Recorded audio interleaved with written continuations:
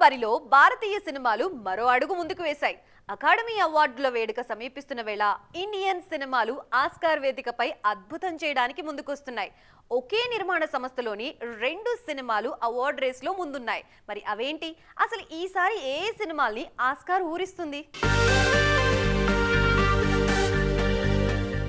Oscar అవార్డులు దగ్గరకొస్తుంటే ఇండియాలో కూడా అభిమానులు ఆసక్తిగా వేచి చూస్తున్నారు. ఈసారి బరిలో హూంబలే ఫిల్మ్స్ నుంచి ఉత్తమ చిత్రం విభాగంలో కాంతారా 1, మహావతార్ నరసింహ సినిమాలొస్తున్నాయి. ఈ రెండు జనరల్ ఎంట్రీ లిస్టులో చోటు దక్కించుకున్నాయి.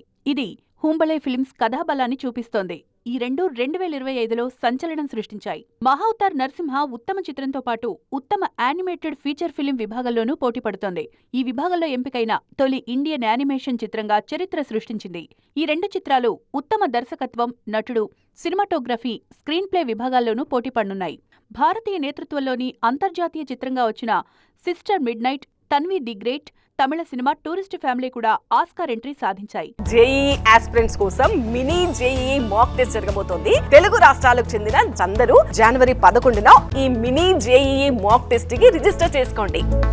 జనవరి 22న తుది జాబితా రానుంది.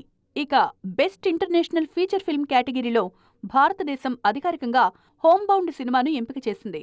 మార్చి 15, 2026న 98వ ఆస్కార్ అవార్డుల వేడుక జరగనుంది.